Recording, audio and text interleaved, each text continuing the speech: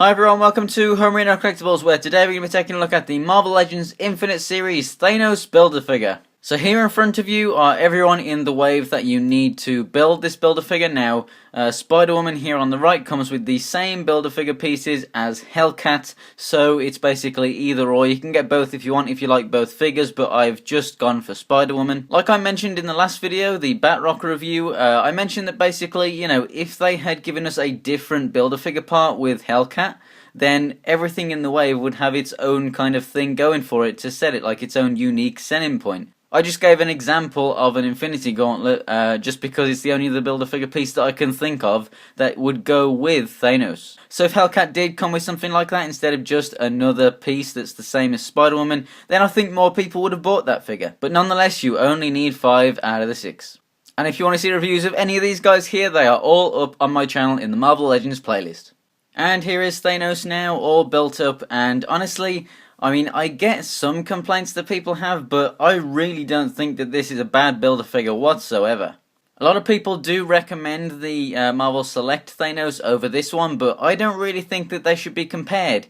Yes, it's the same character, but it's a completely different toy line, and it's a completely different suit as well. That is the classic style of figure. And to be honest, I like the new version of Thanos and also the movie version over the classic version of the costumes, so I would prefer to have something like this anyway. And the main reason that people go for that one rather than this one, or at least they recommend that one anyway, a lot of reviews that I've seen, are basically the size. Now, I have no problem with the size with this guy whatsoever. I think it's an alright size for a Build-A-Figure. Obviously, Hulk that we got from the same wave is actually a little bit taller, but they're pretty much the same size.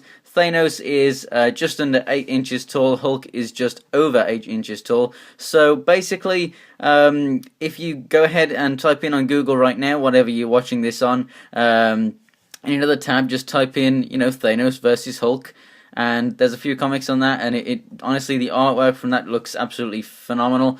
But basically, they are the same size, head to head, and I think that that is the best size for Thanos. Thanos is one of those characters that does change in size throughout the comics.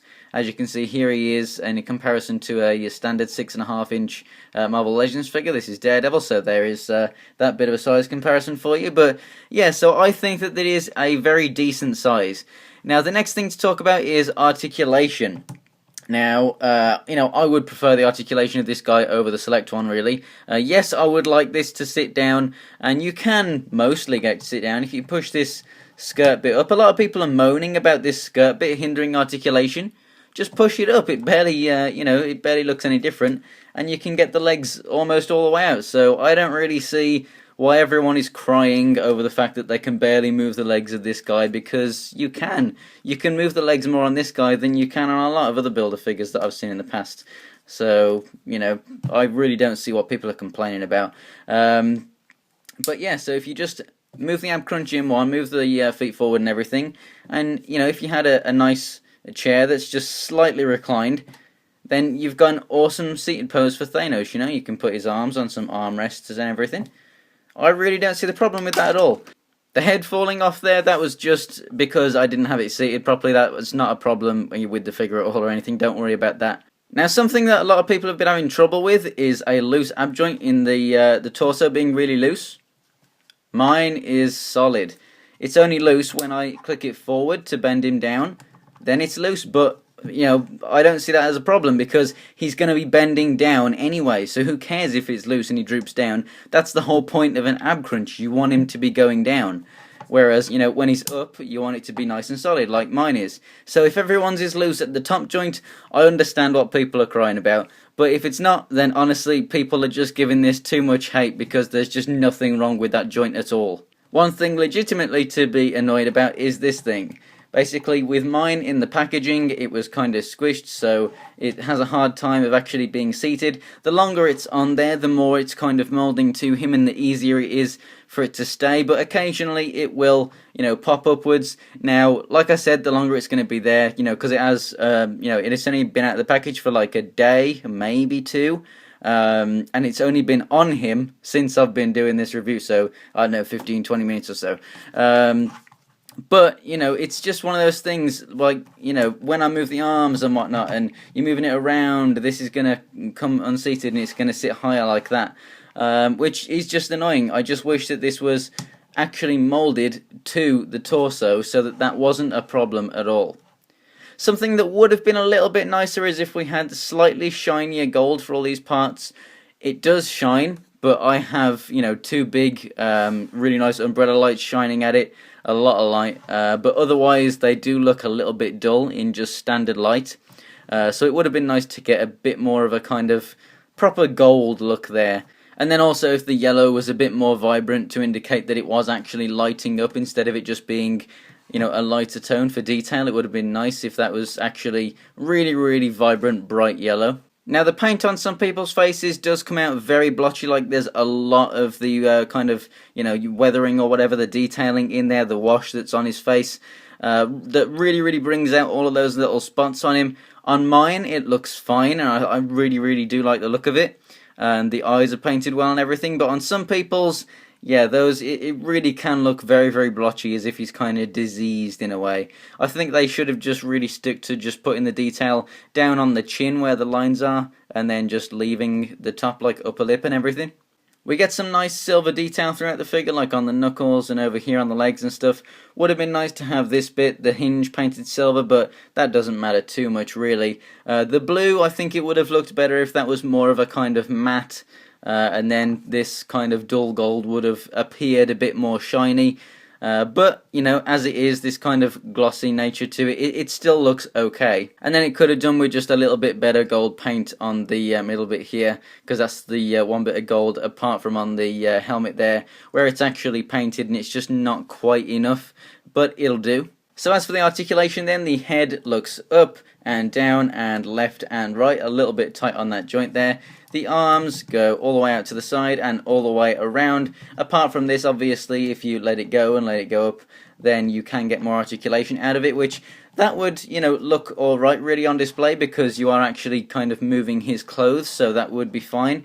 But it is just a little bit annoying that it does come detached there. We have a rotation at the bicep. We have a single jointed elbow, which doesn't move that much. It doesn't move, you know, it only goes about 45 degrees because of this gauntlet piece. But, you know, it's, yeah, okay, fair enough. At least you're getting a good look there. The gauntlet piece is a separate piece, so it does rotate on its own. The hands can go in and out, and they also swivel around.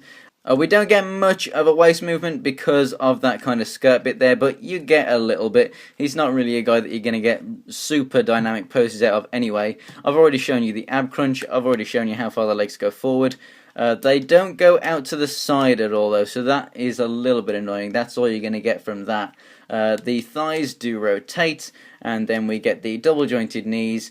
They rotate at the boot down here, the feet go up and down and have a really good ankle pivot. So overall, I don't really know what to say about this. I mean, there are some problems that could have, you know, if fixed, they're not really that big. I don't think there's any problem with this guy that is so major that it's not going to make you want to get it. As long as you like the character, of course. So, you know, if they had just changed a few things, then this thing would have been an absolutely amazing Build-A-Figure. Possibly even, you know, could have been the best one yet.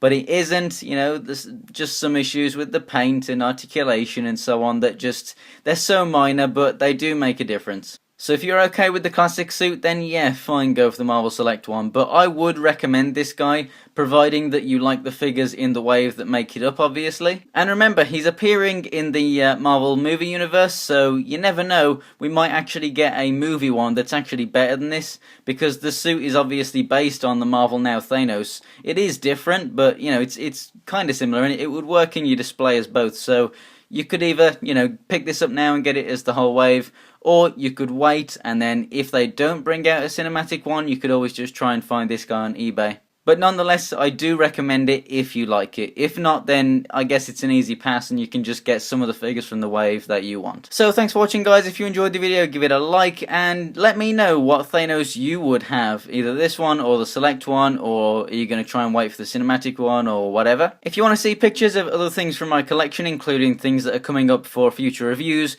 follow me on Instagram and Twitter. The links are in the description below. It's Homerino123 for both. And for more Marvel Legends reviews, go ahead and subscribe. So thanks for watching, guys, and I'll see you next time.